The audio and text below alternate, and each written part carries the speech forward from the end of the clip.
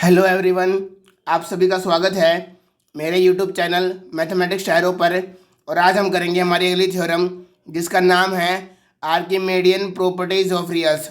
तो दोस्तों ये हमारी थ्योरम है 1.10 और आइए इसकी स्टेटमेंट देखते हैं। तो दोस्तों इस थ्योरम के अंदर कहा गया है if x and y are two positive real numbers then there exist natural number n such that n x is greater than Y.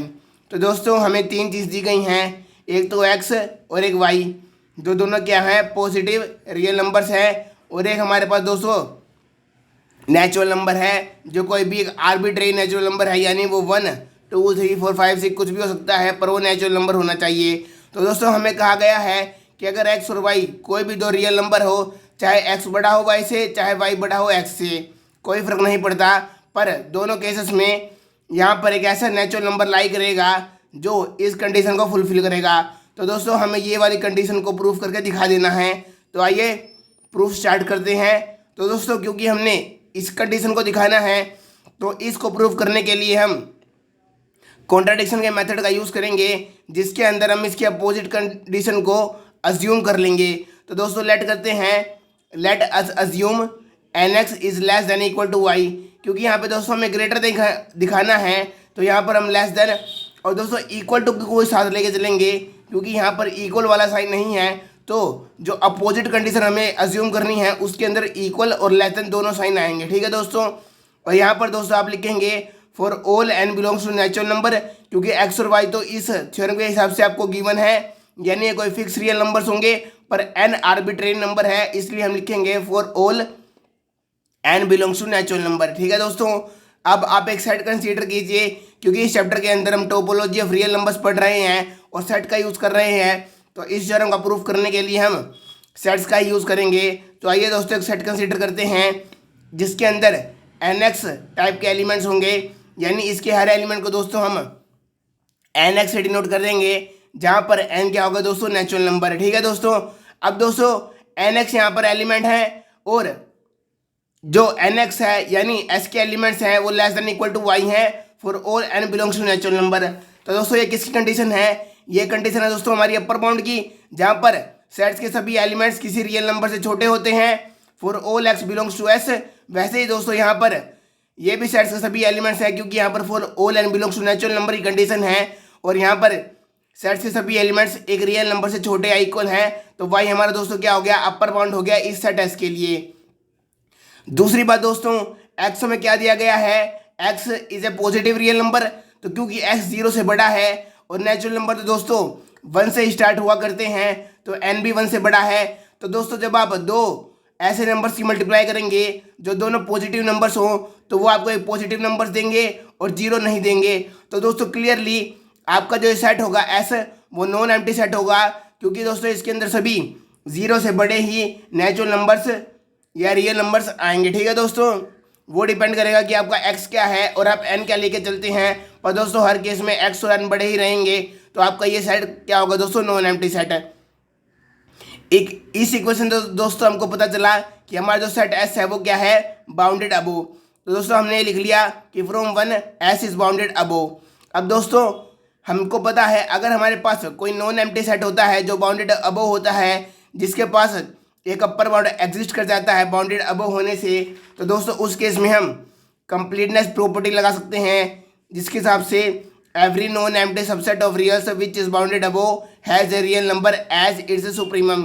यानी दोस्तों हर वो सेट जो नॉन एम्प्टी होगा और बाउंडेड अबव होगा उसके पास एक रियल नंबर एग्जिस्ट करेगा जो उसका क्या होगा दोस्तों? सुप्रीमम। तो दोस्तों क्योंकि हमारा सेट नॉन एम्प्टी भी है और बाउंडेड अबव भी है, तो हमने लेट कर लिया कंप्लीटनेस प्रॉपर्टी की हेल्प से कि इसका जो सुप्रीमम होगा वो दोस्तों क्या होगा? u। तो दोस्तों u हमने लेट कर लिया कि इसका सुप्रीमम है, और सुप्रीमम कहाँ से आया दोस्तों? कंप्लीटनेस प्रॉपर्टी की हेल्प से, जो दोस्तों हमने कल डेफिनेशन पढ़ी थी। मैं उम्मीद करता हूँ आपको ये डेफिनेशन और थ्योरम कल अच्छे से समझ में आ गई होगी। अब दोस्तों क्योंकि ये अपर बाउंड है किसका? सेट एस का, तो सेट के सभी एलिमेंट्स इस अपर बाउंड से या तो लेस होंगे या इक्वल होंगे, जो कि हमारी अपर बाउंड की पहली कंडीशन होती है, जिसके अनुसार जो हमारा लिस्ट अपर बाउंड होता है वो क्योंकि अपर बाउंड भी होता है, तो अपर बाउंड की कंडीशन के अकॉर्डिंग हम उस पर ये वाली चीज़ लगा सकते हैं। तो इसी कारण हमने यहाँ पे लिख दिया कि जो n x is less and equal to u है, जहाँ पर दोस्तों n किससे बिलोंग करता है, नेचुरल नंबर से। अब दोस्तों क्योंकि n नेचुरल नंबर है तो अगर मैं नेचुरल नंबर के अंदर 1 प्लस कर दूं, क्योंकि 1 भी एक नेचुरल नंबर है तो ये भी एक नेचुरल नंबर आएगा दोस्तों। अगर ये 2 हुआ तो ये 3 हो जाएगा, ये 4 हुआ तो ये 5 हो जाएगा। तो दोस्तों जब भी आप एक नेचुरल नंबर में 1 प्लस करते हैं तो आपको एक नेचुरल नंबर ही मिलता है। तो दोस्तों हमने कहा कि सेट के अंदर सभी नेचुरल नंबर के साथ अगर मैं x की मल्टीप्लाई करूं तो वो सेट के एलिमेंट्स बन जाएंगे। क्योंकि ये नेचुरल नंबर है तो अगर मैं इसकी x के साथ मल्टीप्लाई करूं तो ये दोस्तों s में बिलोंग करेगा। ऐसा क्यों दोस्तों, क्योंकि यहाँ पर दोस्तों कंडीशन है कि n नेचुरल नंबर होना चाहिए, यानी जो भी चीज़ आप x के साथ मल्टीप्लाई करेंगे वो नेचुरल नंबर होनी चाहिए। इसके ऊपर और कोई कंडीशन नहीं है, ये नेचुरल नंबर 1 से लेके इन्फिनिटी तक जा सकते हैं। इसी कारण दोस्तों s के साथ होने वाला नंबर हमेशा नेचुरल होना चाहिए। तो दोस्तों यहाँ पर n+1 भी तो नेचुरल नंबर है ना, तो n+1 इंटू एक्स भी तो s से ही बिलोंग करेगा, क्योंकि x के साथ मल्टीप्लाई होने वाला नंबर क्या है दोस्तों, एक नेचुरल नंबर है। अब दोस्तों ये सेट का एलिमेंट है और जो हमारे u है वो दोस्तों क्या है, सुप्रीमम ऑफ सेट है। तो दोस्तों उस केस में जो हमारी सुप्रीमम वाली कंडीशन है, जो पहली अपर बाउंड वाली कंडीशन है कि सेट के सभी एलिमेंट सुप्रीमम से छोटे या इक्वल होंगे, वो हम लगा सकते हैं। तो दोस्तों हमने कह दिया n+1 into x is less than equal to u. अब दोस्तों यहाँ पर आप x की मल्टीप्लाई n से कीजिए और 1 से कीजिए, वो मैंने कर ली। For all n belongs to natural number. अब x को इस तरफ लेके आइए दोस्तों, तो आपका बन गया u माइनस एक्स। अब दोस्तों यहाँ पर आपकी एक इक्वेशन तो ये बनी nx is less than equal to u minus x. अब दोस्तों यहाँ पर आपको क्या मिला कि जो सेट्स के सभी एलिमेंट्स है, क्योंकि यहाँ पर n नेचुरल नंबर है तो सेट्स के सभी एलिमेंट्स u माइनस एक्स से छोटे हैं। तो दोस्तों जब भी ऐसी कंडीशन आती है तो जो यहाँ पर आपको रियल नंबर मिलता है वो क्या होता है दोस्तों, अपर बाउंड।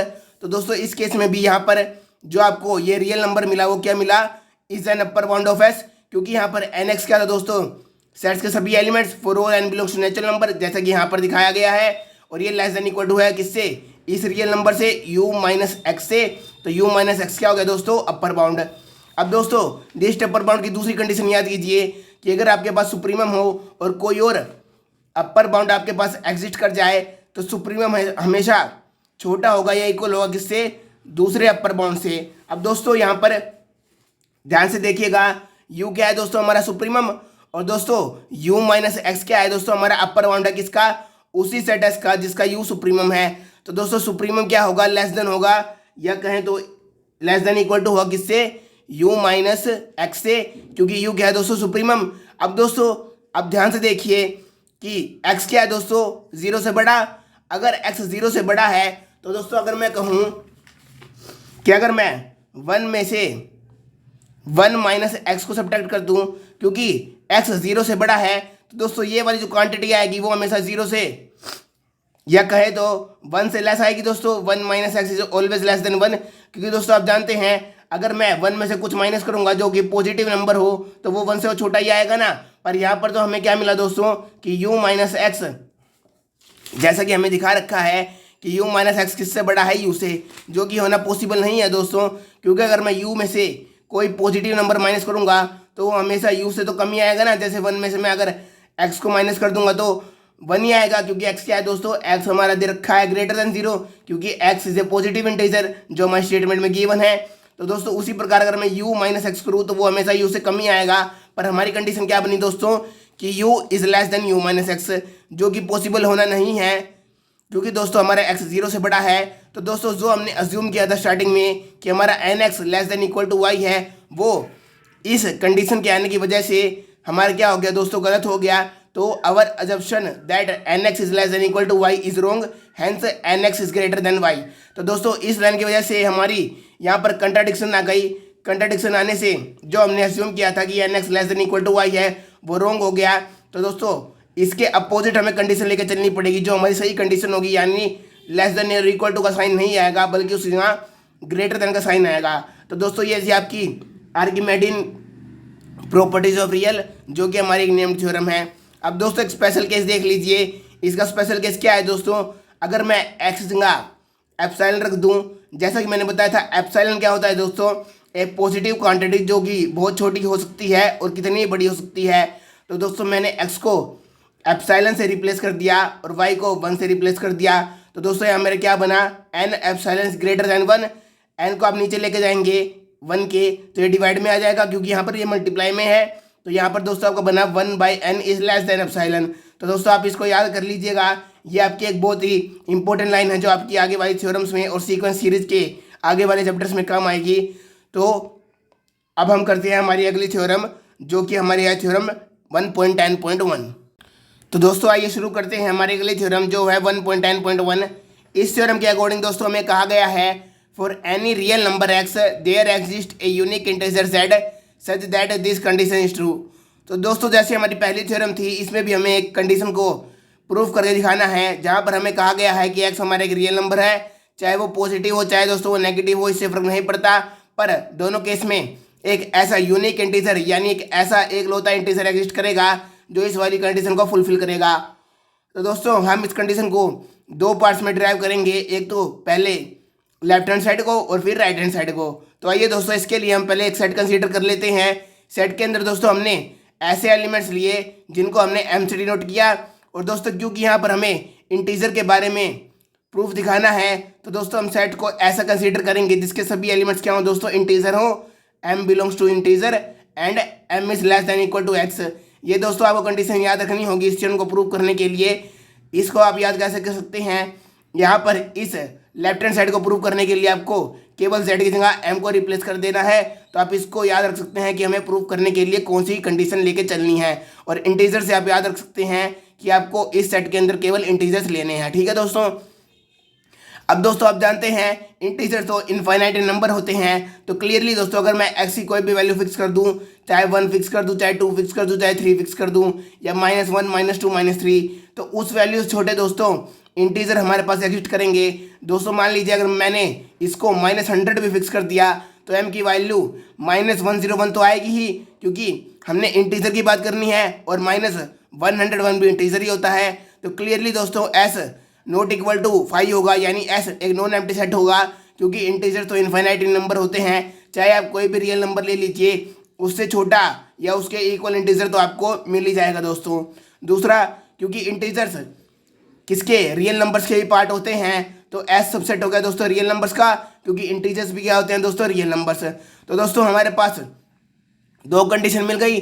तीसरी कंडीशन दोस्तों इस कंडीशन से आएगी, हमने दिखाया है कि जो सेट के सभी एलिमेंट्स हैं वो किसी रियल नंबर से छोटे या इक्वल हैं। ये कंडीशन किसकी होती है दोस्तों, ये कंडीशन होती है हमारी बाउंडेड अबव सेट की, और ये वाला नंबर क्या होता है दोस्तों, अपर बाउंड होता है। तो इस केस में हमारा x एक अपर बाउंड बन गया, और जो सेट s है वो बाउंडेड अबव हो गया किससे, इस रियल नंबर x से। तो दोस्तों हमारे पास एक क्या मिला, नॉन एम्प्टी सेट जो कि सबसेट है रियल नंबर्स का और बाउंडेड अबव है। तो कंप्लीटनेस एक्सियम के अकॉर्डिंग हमारे पास एक रियल नंबर एग्जिस्ट करेगा जो क्या होगा इसका दोस्तों, सुप्रीमम। तो हमने यहाँ पर कंप्लीटनेस एक्सियम लगाया और कहा कि s के पास एक सुप्रीमम होगा।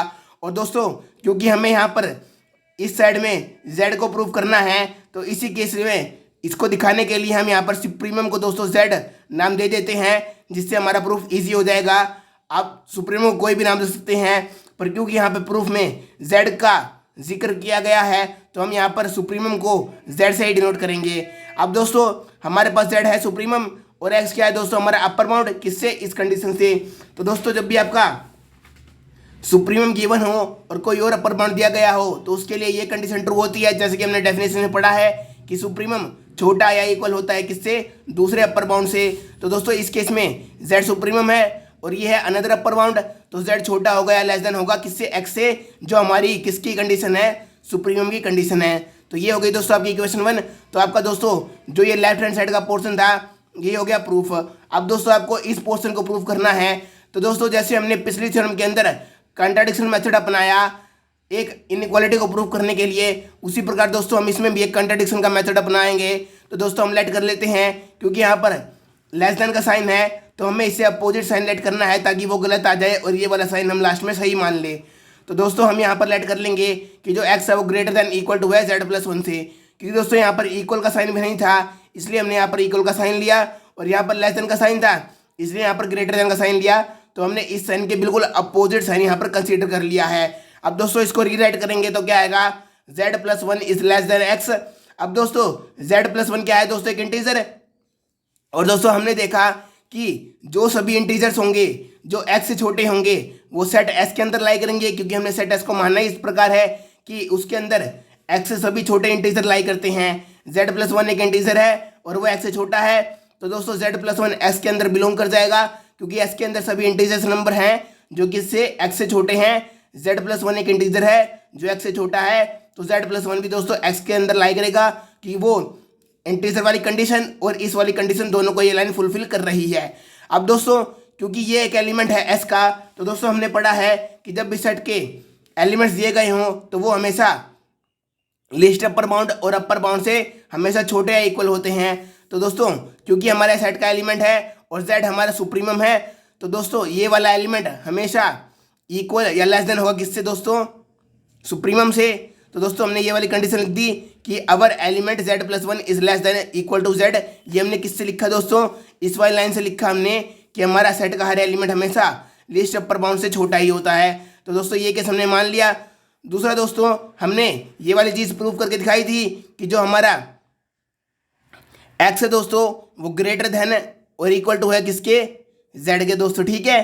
तो दोस्तों आइए इस चीज़ को हम अब देखते हैं कि ये चीज़ कैसे ठीक हो गई। अब दोस्तों जो हमारा यहाँ पर एक्स नाम का एलिमेंट है उसको हम इस कंडीशन से दिखाएंगे। यहाँ पर आप ये चीज़ ठीक कर लीजिएगा, यहाँ पर एक्स दोस्तों ग्रेटर देन है, तो यहाँ पर आप लिखिएगा ग्रेटर देन।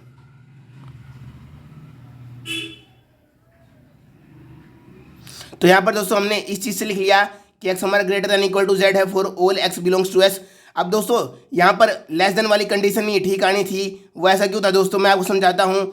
मैंने इसको इसलिए चेंज करके दिखाया है कि आप इस वाली चीज़ और इस वाली चीज़ से कंफ्यूज ना हो जाइए दोस्तों, क्योंकि मैंने यहाँ पर for all x belongs to S लिखा है, तो यहाँ पर दोस्तों हमेशा लेस देन वाली कंडीशन नहीं बननी थी।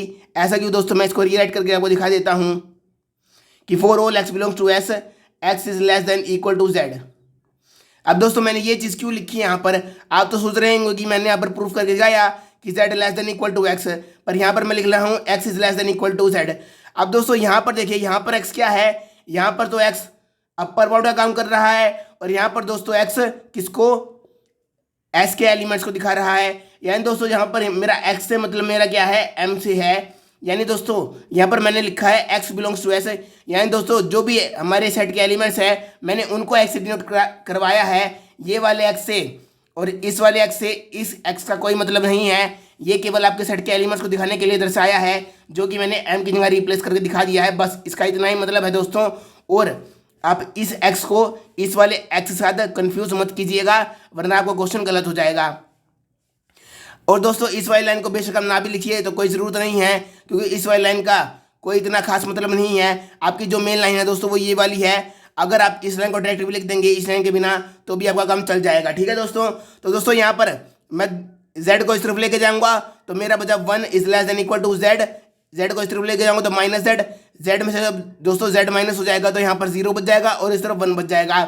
अब दोस्तों आप खुद ही देख सकते हैं क्या वन जीरो से छोटा हो सकता है या इक्वल हो सकता है, ऐसा तो पॉसिबल है नहीं दोस्तों। तो ऐसा पॉसिबल नहीं है, तो सीधी सी बात है दोस्तों, जो हमारी कंडीशन थी यानी जो हमने अज्यूम किया था क्या कि जो हमारा एक्स है वो greater than equal to z plus one है, वो रॉन्ग हो जाएगा दोस्तों, क्योंकि यहाँ पर इसको मानने से हमारी यहाँ पर कंट्राडिक्शन आ गई। कंट्राडिक्शन आने से दोस्तों हम डायरेक्ट कह सकते हैं कि ये वाली कंडीशन जो हमने मानी थी वो रॉन्ग है, और यहाँ पर x is less then Z plus one आएगा, क्योंकि ये इक्वल वाला साइन और ग्रेटर देन वाला साइन दोनों यहाँ पर रॉन्ग प्रूव हो गए। तो लेस देन वाला साइन हमारा दोस्तों बिल्कुल ठीक रहेगा। अब दोस्तों एक इक्वेशन आपकी ये है, एक इक्वेशन आपकी ये है, z is less than equal to x. दोनों कंबाइन करेंगे दोस्तों तो आपका जो प्रूव करना था वो आपको मिल जाएगा। यहाँ पर क्या है, z less than equal to x, जो हमने इस तरफ लिखा, और एक्स किससे छोटा है दोस्तों, जेड प्लस वन से। तो दोस्तों आपकी इस थ्योरम का प्रूफ भी इसी के साथ खत्म होता है। मैं उम्मीद करता हूँ आपको ये थ्योरम समझ में आई होगी। अब भी दोस्तों मैं कहता हूँ अब चाहे तो ये लाइन इंक्लूड मत कीजिएगा। अगर आप कंफ्यूज होते हैं इस लाइन के साथ, इस लाइन को मिलाने से ये लाइन प्रूफ के लिए ज़रूरी नहीं है, आप डायरेक्ट ये वाली लाइन लिख के ये वाली लाइन लिख सकते हैं। तो दोस्तों मैं उम्मीद करता हूँ आपको ये थ्योरम समझ में आई होगी। कल मिलते हैं हमारी 1.1 की आखिरी थ्योरम के साथ, तब तक के लिए गुड बाय दोस्तों।